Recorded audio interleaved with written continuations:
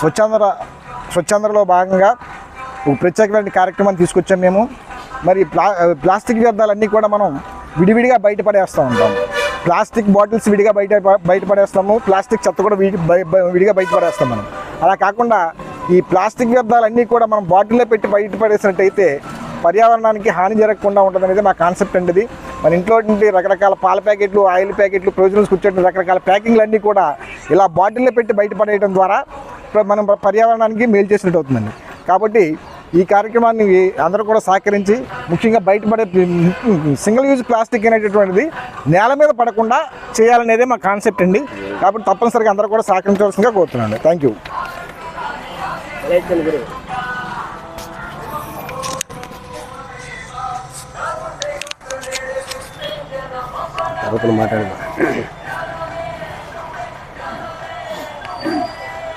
అందరికీ నమస్కారం అండి. ఐక్య నేషనల్ ఫౌండేషన్ ద్వారా ఈరోజు యుగాలు మారినా తరాలు మారినా ఎంతో టెక్నాలజీ అభివృద్ధి చెంది ఇలాంటి సాంకేతికతగా మనం అందిపుచ్చుకుంటున్న ఈరోజు సమాజంలో మన మానవ మనుగడకే పెను ప్రమాదంగా అత్యంత సవాలుగా మిగిలినటువంటి అత్యంతకరమైన భూతమే ఈ ప్లాస్టిక్ భూతం. ఈ ప్లాస్టిక్ భూతాన్ని ప్రభుత్వాలు కానీ ఎంతో శాస్త్రవేత్తలు కానీ ఎన్ని విధాలుగా ప్రయత్నాలు చేసినా దీన్ని నివారించడం అసాధ్యమైన పనిగా మారింది. దీనికి ఏదో క్యాన్సర్కి లేదా ఎయిడ్స్కి మందు లేదు, నివారణ ఒకటి కారణం అన్న విధంగా ఈ ప్లాస్టిక్ని నివారించాలంటే అది కేవలం దానికి మందు అనేది లేదు, మనుషుల్లోనే ఉంది. దాన్ని నివారించగలిగేది కేవలం మనుషులు మాత్రమే నివారించగలరు.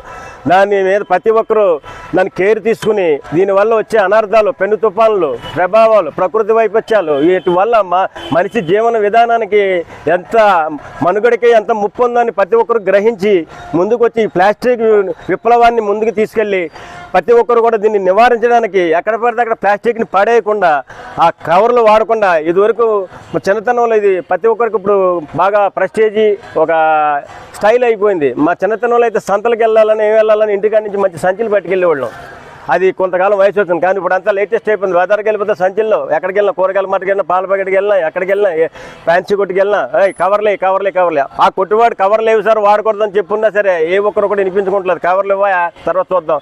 ఇది ఎప్పుడైతే ప్రతి ఒక్కరిలో ఒక అవేర్నెస్ వచ్చి వాళ్ళంతటి వాళ్ళగా మారి దీన్ని ముందుకు తీసుకెళ్ళి అయ్యో దీనివల్ల ఎంత కీడు జరుగుతుంది, ఎంత నష్టం జరుగుతుందని గ్రహించగలిగి ప్రతి ఒక్కరు దీన్ని ఒక బాధ్యతగా స్వీకరించగలిగినప్పుడే ఈ ప్లాస్టిక్ నివారణ నెమ్మదిగా అంతం చేయగలుగుతాం.